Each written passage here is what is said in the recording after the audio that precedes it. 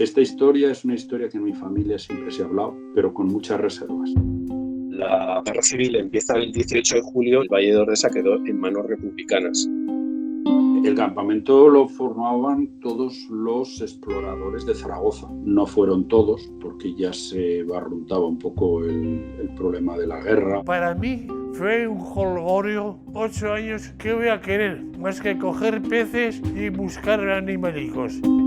Yo creo que los chavales pasaron a mucha angustia, desde luego, a una edad donde no tenían que pasar este trago. Desde el fondo del valle se oían perfectamente los disparos todas las noches. Un grupo de chavales uniformados que plantaban bandera y que el cura de Torla subía a darles misa.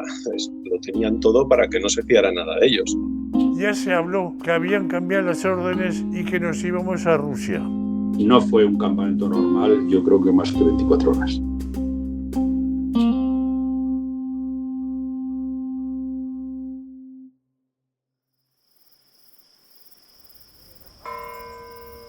...4 de la mañana, 17 de julio de 1936. En mitad de la madrugada zaragozana, un barullo de 70 scouts y sus familias inundaron una céntrica plaza de la ciudad. Junto a una camioneta y el coche del jefe del campamento, los jóvenes exploradores partieron en 2 autobuses hacia Ordesa, en el que sería el campamento de verano de ese año. 15 días en el Pirineo aragonés. El grupo de exploradores de Zaragoza estaba formado por varios grupos, empezando por los lobatos, que eran de 8 a 10 años, hasta los mayores, que tenían entre 19 y 20 años. José Chu es sobrino de Patricio Borovio, uno de los niños que vivió aquel campamento, el más largo de su vida. Su tío escribió cada detalle de aquella aventura en varias notas y cartas que en 2018 vio la luz como un libro. Patricio fue durante toda su vida, yo creo que recopilando historias. Yo creo que es un poco la historia de su vida. Al mando de aquel grupo de jóvenes estaba el señor Timmerman, o el tío Tim, como los chavales lo llamaban.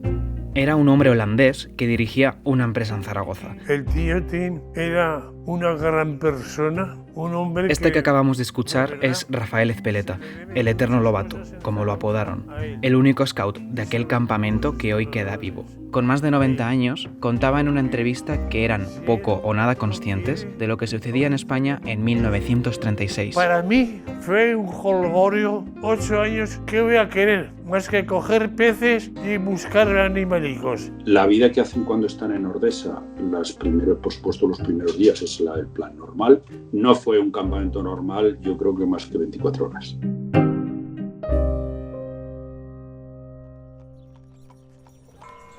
Dos días después de plantar sus tiendas, fueron a la misa del pueblo. Allí cerca, una casa tenía la radio encendida. Una parte del ejército que representa a España en Marruecos se ha levantado en armas contra la República. Comenzaba la guerra civil.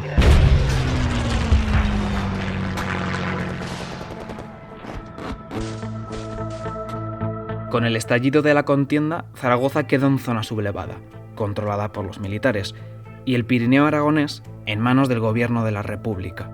Sin saber muy bien cómo volverían a sus casas, ni cómo volverían a ver a sus familias, el campamento siguió su curso. Seguía todo igual. Los mayores tenían sus conversaciones de las que no nos enterábamos los pequeños. Pero el desarrollo normal de los días se veía interrumpido por la visita esporádica de varios milicianos de la FAI, anarquistas. Miguel Flores Pintado es historiador. A finales de julio de 1936 llegaron las primeras columnas de milicianos y se apropiaron de todos los valles de Bujaruelo y localidades como Torla y también del Valle de Ordesa, donde estaban estos chavales acampados. Las primeras semanas de la guerra fueron muy tensas y desde luego los scouts no debieron pasarlo bien. Con los milicianos que estaban en la zona hubo varias situaciones verdaderamente graves y violentas. Un grupo de chavales uniformados que plantaban bandera y que el cura de Torla subía a darles misa. Lo tenían todo para que no se fiara nada de ellos. Vinieron por allí, nos pusieron a todos formados y hicieron salir a uno. Se llevan a un chaval de 18 años porque le han interceptado un paquete que venía de la extrema derecha italiana. ¿Y de dónde se fueron? A meterse en el bosque, en el bosque, en el bosque, en el bosque. Y el primer pensamiento que tuvimos nosotros, como el que tenéis vosotros ahora, es que lo iban a fusilar. Al final no lo fusilan porque a la bala vale más que el chaval.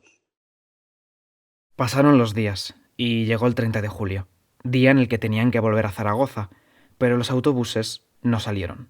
Lejos de que acabara el conflicto, España seguía dividida en dos, pero 15 días después la situación cambió.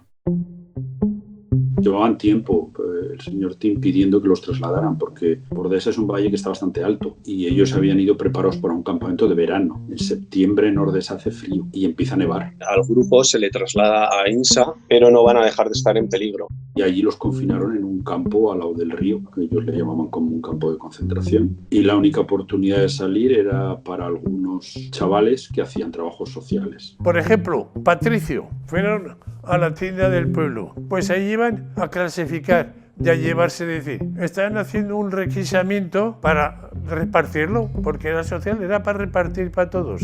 Pasó el mes de septiembre y a principios de octubre dejaron atrás a Insa, el Pirineo aragonés y sus trabajos para el comunismo libertario.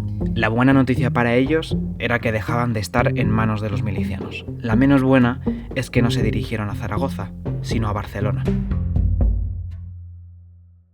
Para mí hubo dos factores que les salvaron. Primero, que su tutor era holandés y, por tanto, si se hubiera asesinado a un ciudadano holandés, hubiera habido problemas diplomáticos para una república que no le convenía tener problemas en el exterior. Y lo segundo que les salvó fue la llegada de los primeros mandos republicanos. Y justo coincide con el momento en que se decide que los chavales se vayan a Barcelona, que es donde van a empezar a estar a salvo. Fueron recibidos con aplausos y alegría en las calles.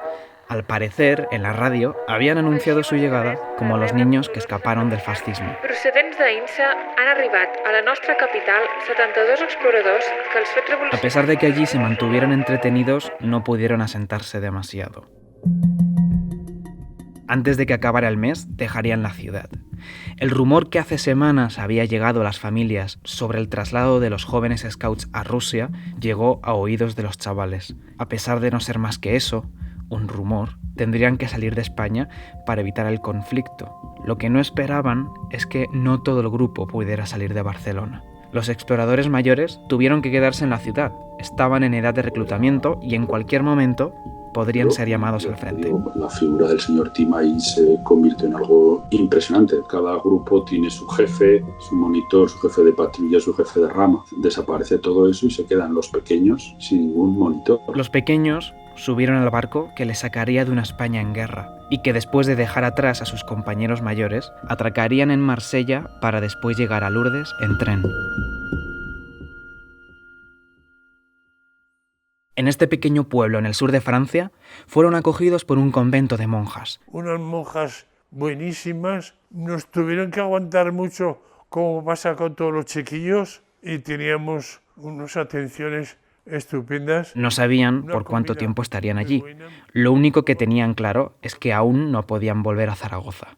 La comunicación con los padres empezó a fluir. Las cartas a Zaragoza iban y venían y varios paquetes de ropa cruzaron la frontera para abrigar a los pequeños que se fueron de su casa para pasar 15 días de verano en los Pirineos y que acabaron pasando el invierno en Francia. Lo único que intentaban era centrar la vida un poco, como si estuvieras estudiando fuera un tiempo. 6 meses después, las gestiones del señor Tim y del Consejo de Exploradores de Zaragoza empezaron a dar sus frutos. La vuelta a casa estaba cerca. La solución tenía un nombre peculiar: Las Naranjas de la China. Aquí en Zaragoza se había quedado un grupo de teatro que se llamaba Las Naranjas de la China, que era de Barcelona. Entonces fue el alcalde de Zaragoza el que se le ocurrió por qué no hacer un caje de ese grupo de teatro. Se había quedado en Zaragoza y era de Barcelona por esos chavales que eran de Zaragoza y se habían quedado en Barcelona. Y al final sucedió. Con el intercambio del grupo de coristas catalanas por el grupo de mayores que se quedó en Barcelona, los pequeños tenían vía libre para volver a Zaragoza. Una vez firmado el canje, dejaron atrás Lourdes y atravesaron la frontera. En abril de 1937, 10 meses después de salir de Zaragoza, el campamento llegó a su fin. ¡Oh!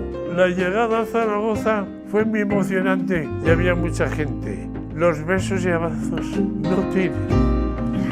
no tienen consideración.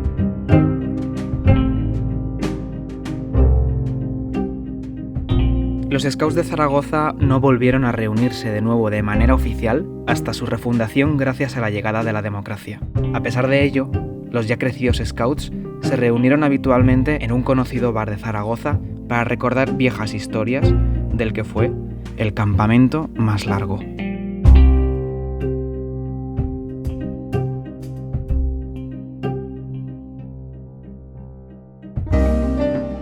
El campamento más largo es un reportaje sonoro de Nando Chando. Han intervenido José Chuborobio, Rafael Ezpeleta y Miguel Flores Pintado, con la colaboración de Scouts de Aragón, con las voces de Álvaro Medina, Elena Bou y Aurora Santos, con la música de Blue Dot Sessions.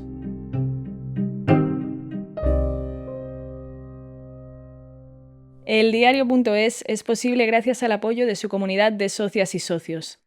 Si te gusta nuestro trabajo, apóyanos. Te necesitamos más que nunca. Hazte socio, hazte socia.